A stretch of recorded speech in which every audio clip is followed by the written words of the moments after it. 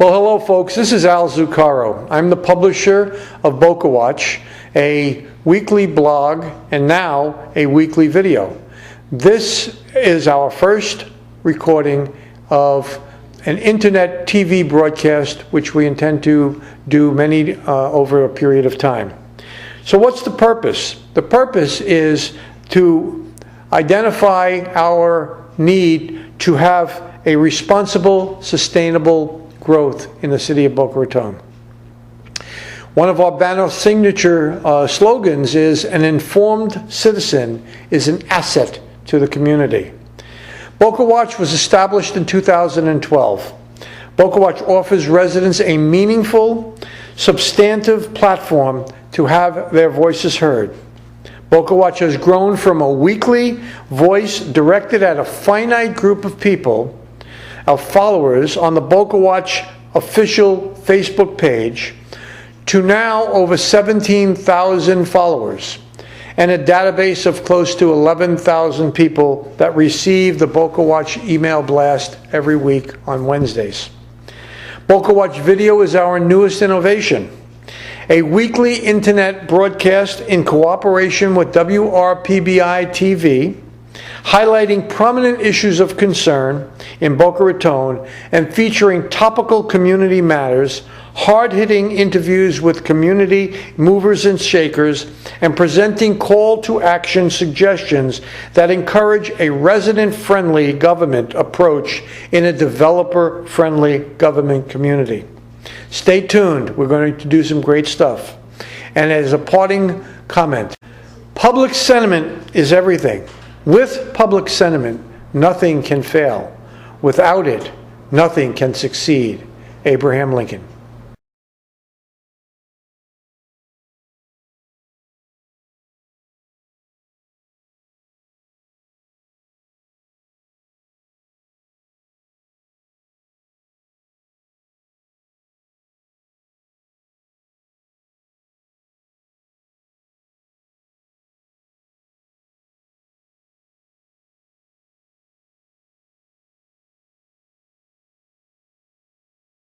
Well, welcome back, folks, and thank you for joining us again.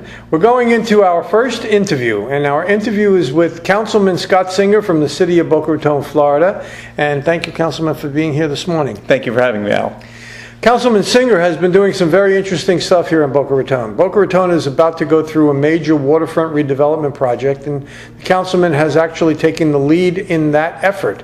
And we're here today to explore some of his thinking and some of the city's planning for purposes of the next short period of time and for purposes of the city's residents having a better understanding of what's going on. So about, I don't know, a couple of months ago, the residents began to do some demonstrations in City Hall about an alternative vision to the wildflower site, but expanding that notion to the use of all publicly owned property along the intercoastal here in Boca Raton. And that effort has resulted in your actually taking a very positive, proactive position with regards to the waterfront. So maybe you could give us a little bit of recap of how we got to where we are, and then I'd really like to explore what you did last night, which was an incredible demonstration of public participation. So my first stop is for you to take over and give me your monologue. Well, thank you, Al. It's really not a monologue. I'm looking forward to dialogue, as I do with all residents. I think the conversation actually goes longer than just the last few months. At our goal-setting session in 2015, we made a comprehensive waterfront strategy a priority. And I have to give credit to Councilmember Mike Millay, who's been pushing for a larger look at the waterfront going back years. That track has been proceeding, and the city sent out a request for proposal for consultants to talk about all of our waterfront properties. That process has continued. We have a consultant who's going to begin work. We'll have community input there, and that looks at everything: Wildflower, Silver Palm, Red Reef, and the other waterfront-owned properties, Spanish River Park included. In the last few... East and west side of the intercoastal? Yes. Okay. We're going to be looking at all of that. In the last few months, as discussions have come closer to a potential lease for the Wildflower property with the Hillstone Group, which owns Houston's, there has been more citizen input about different visions for that site. This conversation's gone on for many years, but in the last few months, others and I have tried to put a more finer point on actually getting some creative ideas. We've heard this discussion framed as either a restaurant or a park, but what's been lost in this is consideration of Silver Palm Park, which is 4 acres, and when you combine that with the Wildflower site, you've got 6 acres at the entrance of our downtown. The whole can be the whole can be greater than the sum of these two parts. Do you think that you're stepping into some quicksand when you start talking about Silver Palm Park and the boating community, because that's the boat ramp? Silver Palm Park includes the boat ramp, but I think we should feel comfortable at least having a conversation about what we're going to do for our long term. For example, the Hillstone lease is a proposed 45-year lease with options at the tenant's option. We could be entering into a lease that will have an impact for the next 45 years. One of the things I did last night, which we'll talk about, is this waterfront visioning session, which I'm pleased to say was very well attended. Part of it was to get a better understanding about what people would like to see on the Wildflower site and Silver Palm Park. I don't think all too often people in elected office don't want to have a conversation, don't want to have a discussion about issues. But I think engaging residents is the best way to get the best discussion and the best ideas for what's right for our community. So we should certainly look at better uses of Silver Palm Park. I'm a big fan of the boat ramp. I've been pushing for at least a second boat ramp in our city. And I think the boaters would acknowledge that during the week, that park is underutilized. It's not an all or nothing proposition, and we have to start seeing things as a collaborative effort, not all or nothing, not one versus the other. Let's pick up on the comment about resident participation, because that is, in fact, one of the reasons that BocaWatch got started, that the residents felt that there wasn't a participation level even before you were a council person. So this isn't directly part of your tenure. But what you did last night was an incredible demonstration of resident participation, and more the residents are coming out and they're wanting to have their voice heard, their desires at least represented and respected, and then ultimately the council makes its decisions. So let's talk about the genesis of what started and then resulted in a demonstration last night of about 150 people from the community sitting around and participating actively in what will be a memorable event, which we will play on BocaWatch on our site in the next couple of days. Well, thank you. Just to recap for those who didn't see, we had a waterfront visioning session. This was not one of the normal town halls I've been conducting with residents. We had a group of architects and planners lead a focused discussion with questions and answers, culminating in a presentation of slides. The goal was to try to get a wide range of input for different ideas for the site, and hopefully coalesce around some images that give a better feedback from that group, which we try to make as representative as possible by involving people from the business community, neighbors who'd expressed interest, and residents throughout the city, to try to give their feedback on what they'd like to see on both sites. And I have to say, I was very pleased with the creativity. One of the questions we had was, in 3 minutes, try to list all the different ideas on things you'd like to see on the site, different activities, different uses. And the group of 96 participants at tables, with another 30 in the audience, came up in 3 minutes with nearly 100 ideas. That's overwhelming. It goes to show that there is a great deal of opportunity that we can be better utilizing our waterfront, not just these two sites, but I think that will have applicability elsewhere. You had actually attracted a significant amount of talent to participate in what you did last night. You had you had more than 2 architects involved in this thing. Andrea O'Rourke was a participant, and she did that whole presentation for the council on place setting. And then these architects, how did you recruit them? You tell me who they are and how you recruited them. My pleasure, because a great deal of gratitude I owe, and I think a lot of people owe, but I especially owe, for helping make it such a successful event. Andrea O'Rourke and 2 local architects, Jose Barrera and Margaret Fitzsimmons, came to the council in the Beach Park District over the summer, presenting a variety of ideas for the different sites. Others had been talking about this idea for a while, including architect Jonathan Colby. Those 3 were 3 of the 5 architects involved in the planning committee. Derek Vanderplug volunteered, and we were very blessed to have the talents yesterday of Mr. Ken Hirsch, a local architect who's been holding visioning workshops like this for about 20 years. He did a fabulous job. He certainly did. He's very experienced in this, and the visioning session we had was a question and answer period, an interactive process, which is what apparently the American Institute of Architects has been doing for decades. Ken's very experienced in leading this, and he was the perfect leader for yesterday. Credit to him. Yes, credit to him, because he kept it on a positive note, he kept it moving forward, and he didn't allow for distraction. Sometimes, as you know, in your community meetings, you've had a bunch of us sit in the audience and raise our voices perhaps louder than necessary. But last night he was a disciplinarian and didn't allow that to happen. And the people reacted very nicely because the people kept it positive. I think so, and the positivity was the key. We started at the outset that this wasn't a venting session about the history of the wildflower or what the city could have done better or should have done better. I said that I'd be available for comments afterwards, and I always am. The point was to try to generate some positive ideas on what people like to see. And I'm happy to talk about some of the initial findings. We're still processing a lot of the data, and it's still sinking in. Okay, well, this is going to be an ongoing conversation. I appreciate that you took the time today to come and give us some insight, and we will, of course, be moving that forward.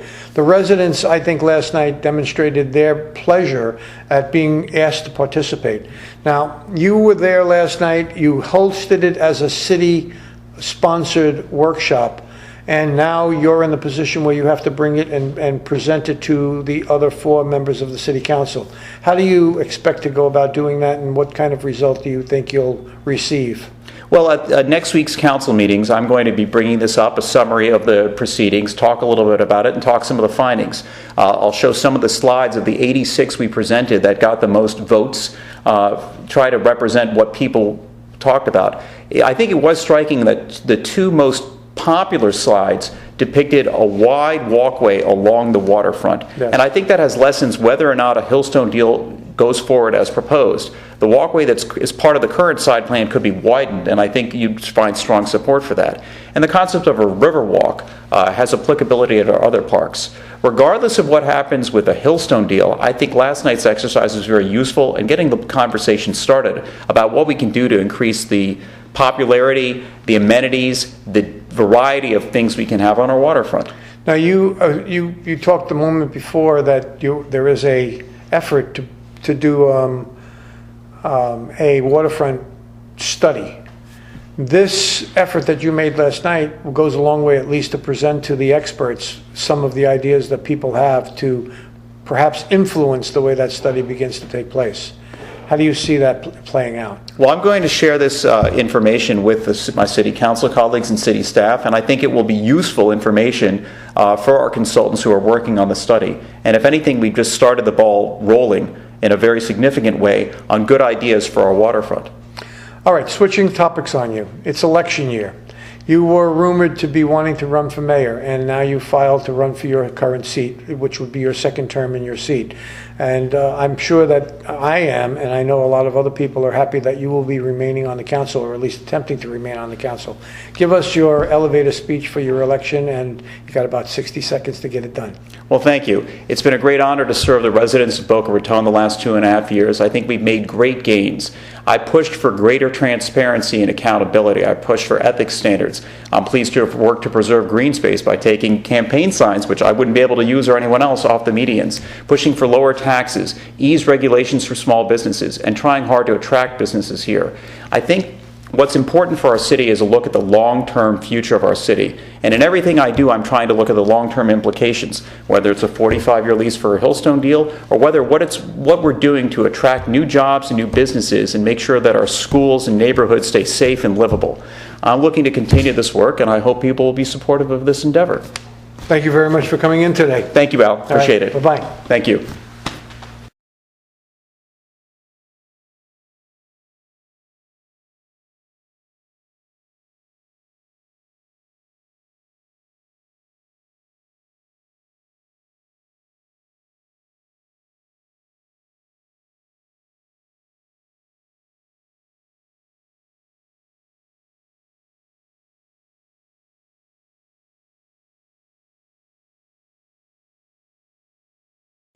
Well, good evening, folks, and welcome to BocaWatch. I'm Al Zuccaro. I'm the publisher of the BocaWatch blog, and I am the interviewer of our show here tonight. Tonight, I want to thank my guest, James Hendry, for coming. James is going to give us a little bit of the background with regards to what is taking place in Boca Raton today and the waterfront redevelopment, particularly a petition by the citizens for a referendum which will be voted on November 8th that could alter the course of the waterfront history in the city of Boca Raton. And thank you for coming today, first of all. My pleasure. Thank you, Al. You have been incredibly active over the last, 6 months, year, with your participation in government and with your participation particularly in this referendum process to get the city to not commercialize or develop the green space along the intercoastal. And you've taken this to heights that most people don't get to. But by way of background, maybe you could give us some purpose that you are trying to fulfill in the efforts that you're making with this petition referendum to preserve the waterfront properties in the city of Boca Raton. Well, thanks. That's really a good question, because I think what it really has to do with is citizens becoming more active in their community. My wife Nancy and I got interested in the whole process when we were seeing that it seemed as though the citizens were not made part of the process of being able to contribute and genuinely give their creativity and force to how our community would develop. That a certain group of people, be it the city council or other groups within the city, would decide what they wanted for the city, and that the citizens themselves were not really taken into account with regard to what they might want for the city, all 90,000 such residents. So the thing that really sparked our interest was when one of the council people told us, when asked, would you be willing to support the community if they voted for, would you help them make a vote for, in this case, the use of the property on the intercoastal waterway such that it would be retained for recreation and boating? And that council person said, no, I would not support the citizens in their right to vote. That lit the fuse under me, for sure. And so truly based on that, the subject matter was really important, the use of the intercoastal properties, city-owned properties. I actually remember that night, and I remember that comment. You were the moderator that night. Yes, I happened to be.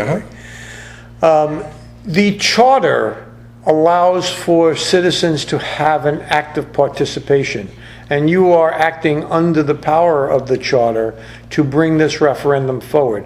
How did that process take place? How did citizens get involved? And give us a little bit of an overview as to the enthusiasm that you reached or you experienced in accomplishing that. Well, actually, I can't lay claim to any of just about anything you said. I may have the genuine energy, make no mistake, but it really falls on those other people in the community that have experience in trying to bring efforts forward to the city and to the city government. And what they did is they really facilitated the whole process. They knew, first of all, as you just said, the city charter and how the city charter works, and that we, under the city charter, had the opportunity to bring forth the proper number of signatures with an idea that would be a proposed ordinance. And they showed me, my neighbors, Jim and Trish Wood and George and Andrea O'Rourke and Al here, showed us how we needed to be active in order to get our point across. And so we took the bull they handed us by the horns, and we got it done thanks to them and the many other citizens that participated in our effort. Now, you got it done during the summer months, which is traditionally the non-season here in Boca Raton. And you had an overwhelming amount of response. How many signatures did you gather? Well, we needed roughly 1,267. Roughly. And we ended up getting 2,067 in the 1st of May.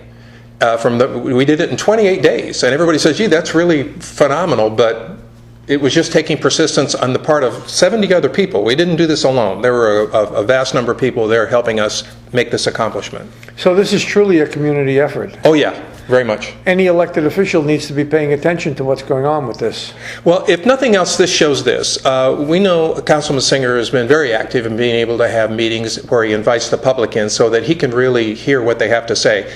Other than Councilman Rogers, to my knowledge, over the last couple of years, nobody else has really done that unless forced to do so. And one of the other council people we put in a position where we helped him have a meeting that he did not want to have. We kind of put him in a position where he had to have it. So the idea is, and here's the background.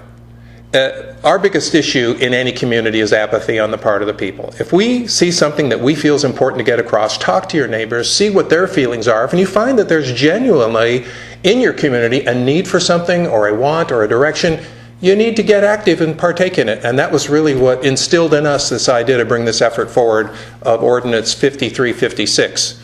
So without getting too far into the weeds, the Ordinance 5356 is on the ballot for November 8th during the primary election. The effort now is to get the vote out to vote yes for Ordinance 5356.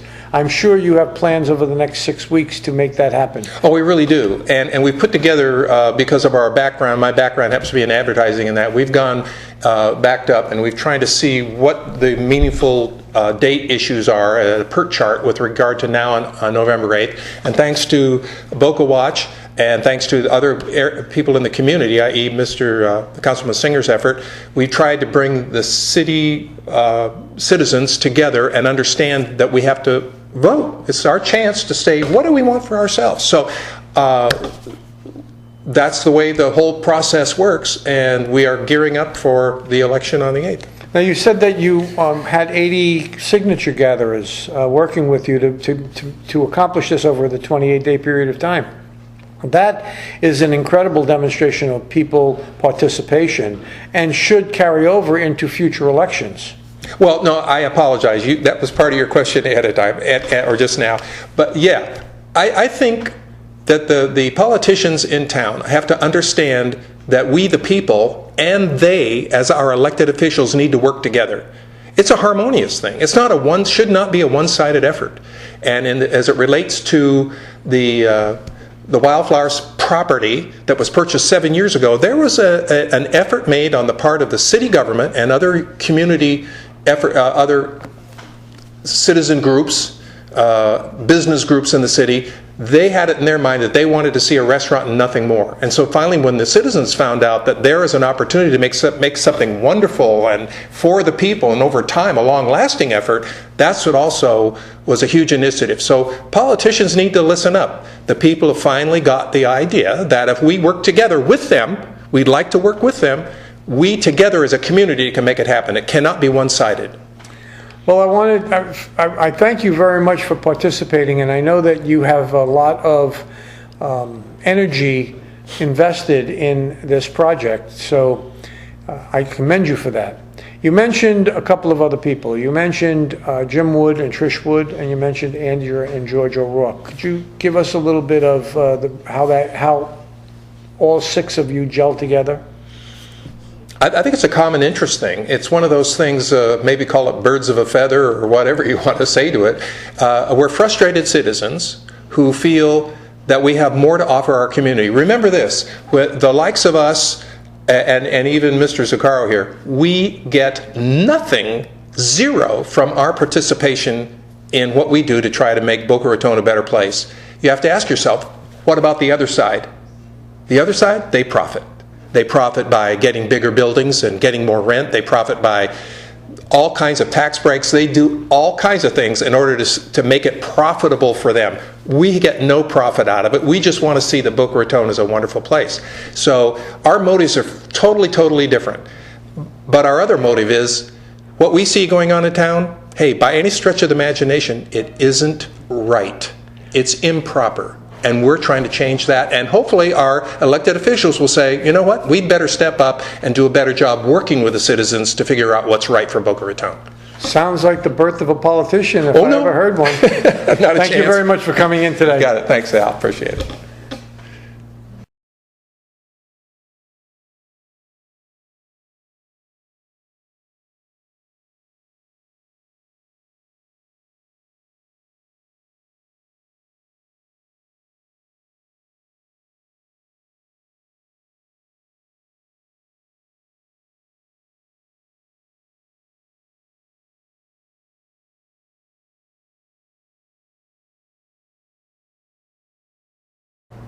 October 4th, 2016, BocaWatch has begun its internet TV broadcast endeavors in cooperation with WRPBITV.com.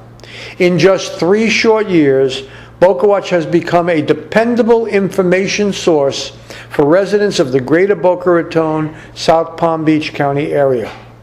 It started in response to residents' sentiment of disrespect by and towards local elected public officials. Through its weekly informational blast, residents now have a serious platform to voice their concerns about and to local government. Remarkably, the local elected officials have begun to react.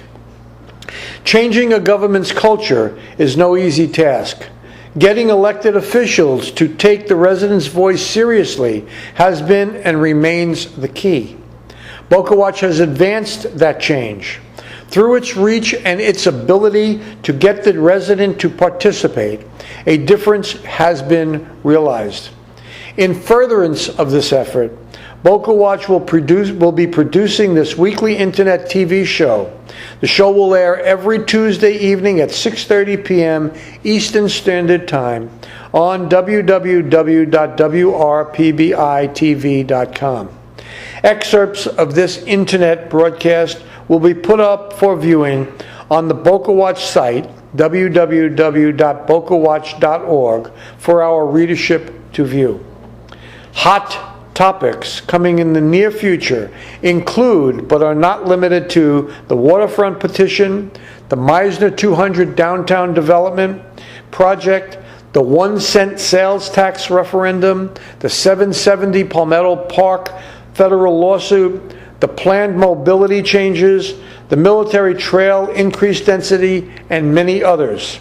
The underlying reason for moving forward with this new and exciting internet element in the evolution of the BocaWatch platform is to foster responsible, sustainable growth and to move forward with the proposition that an informed citizenry is an access to our community. Thank you very much and good night.